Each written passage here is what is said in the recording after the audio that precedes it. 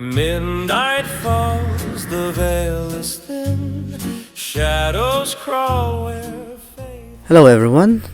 Today's video is a Halloween special. It's going to be a bit of a mix of a bedtime story and a vlog when I was in Baguio. And the story is going to be about one of the most haunted locations in the Philippines, the Diplomat Hotel. And right now I am in the bus with my cousin heading to Baguio. I do not fear, for magic listens when I'm near.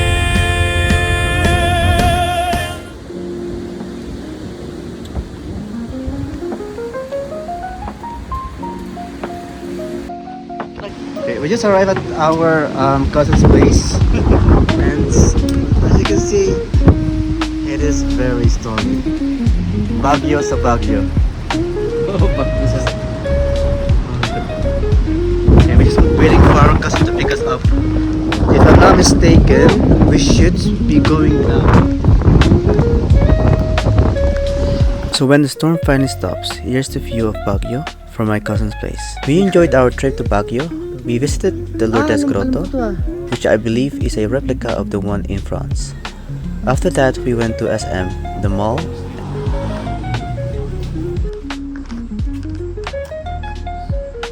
and enjoyed some food together.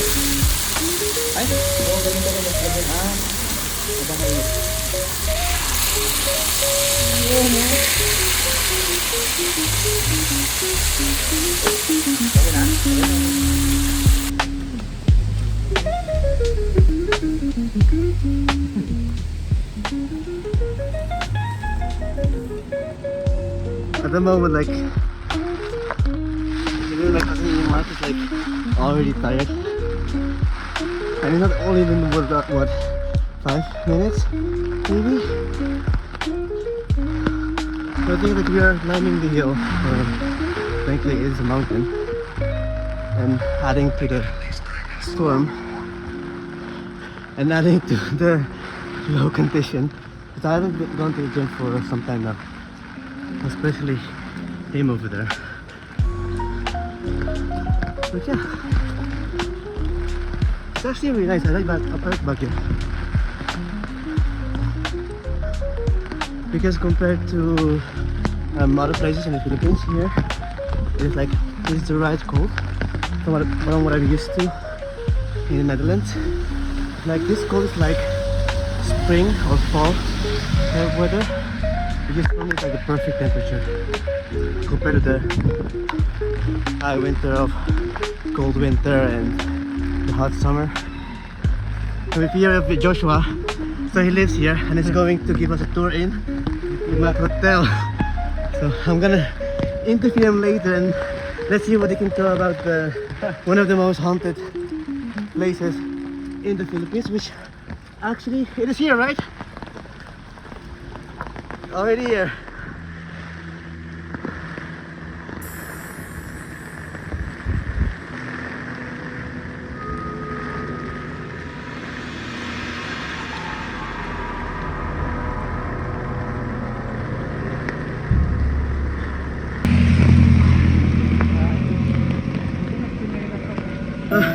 Nasa paros ako. There it is. Okay, we're finally in. Oh. Ah, it's closed. Huh? Okay, so it is closed. Yan dati. Diyan tinatapon yung mga bata, yung babies. Oh, so they throw away babies because, like, what are babies? Normal babies? Papalaglag. Ah, palaglag. They were raping people or? No. They don't want to take care of their child. Oh, so then they. Oh, so if they don't want to take care of their child, they just drop them over. Wait.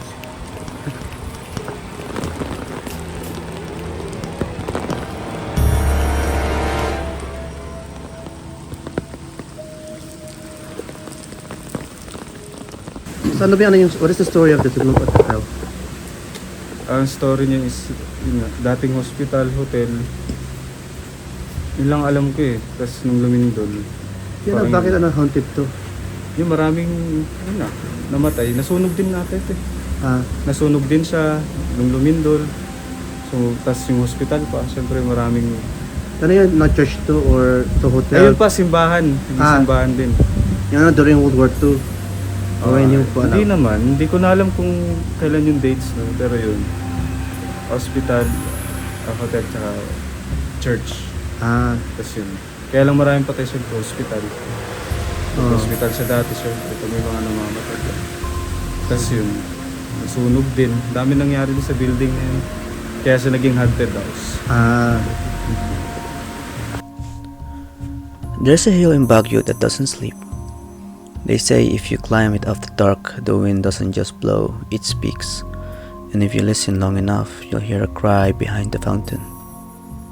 This is a story of the Diplomat Hotel, where prayers once echoed and screams later replaced them.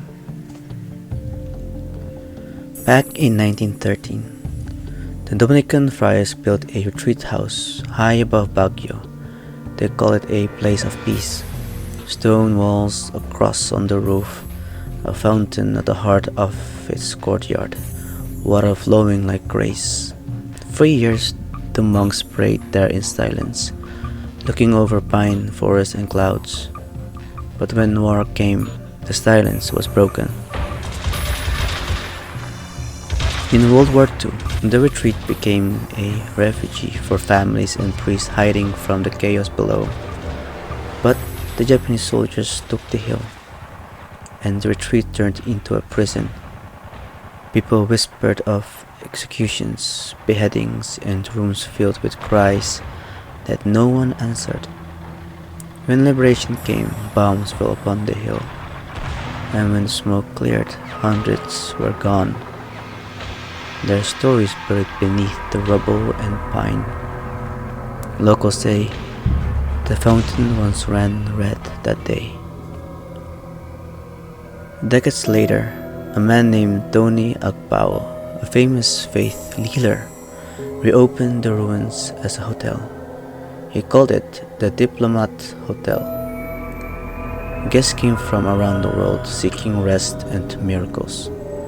But instead of peace, many felt the air grow heavier each night. Doors slammed without wind. Footsteps echoed in empty corridors.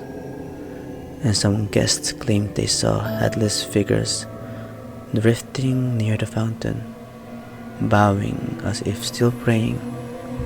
After Akpeya died in 1980s, the hotel closed and the hill grew quiet again. Today, tourists visit the ruins, taking photos of the arches and the rooftop cross. But the guards tell a different story. One night, a watchman said he heard a baby crying near the fountain. He ran, thinking maybe someone left a child behind. But when he got there was only the sound of water and a small shadow moving across the stone. Then a woman's voice whispered behind him, "Please find my child." The next morning, he quit. Some say she was one of the mothers who hid there during the war and never made out. Late one afternoon, a family visited the hotel ruins for sightseeing. One of the children, a young girl, wandered off toward the old courtyard fountain. She told the adults she saw a little girl sitting by the water crying.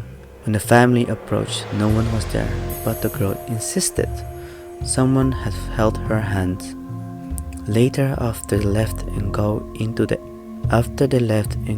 into their cab, the taxi driver turned around in the rear view mirror and said, "She shouldn't have come with us. She must stay there." The girl holding your hand.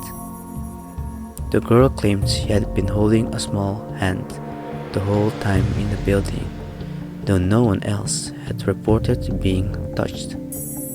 And locals say that sometimes At dusk, you can hear the faint sob of a little girl near that fountain, as if still waiting. On the night of October 30, 2003, just before Halloween, a group of 8 friends sneaked into the old hotel grounds. What started a thrill-seeking adventure turned into something they still can't explain. They reported a tall, silent stillhouse appeared into a corridor, far too large to be a normal person. Near the fountain area, they saw a group of figures kneeling and holding candles, lips moving into prayer. But when the friends returned with their camera only minutes later, the area was empty and the shadows gone. One of the phones disappeared during the exploration, only to be found later buried beneath a tree on the grounds. A voice, calm but broken, whisper, "Don't," into the darkness when someone approached a sealed door. The weirdest part, after leaving, one friend felt something heavy lift off his back as he walked to the guard, and the guard claimed to see dark shape leap back into the building. These are not just "did you feel something" stories. This group claimed consistent audio, video, and physical sensations.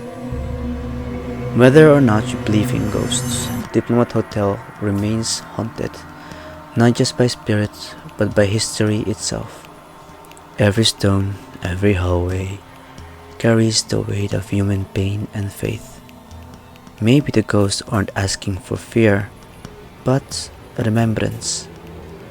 Because when you walk through the ruins, you can feel that silence, the kind that remembers both prayer and suffering. The next time you visit Baguio and the fog rolls over Dominican Hill, listen carefully near the fountain. You might just hear the wind whisper, "We never left." Demons dance in the heart.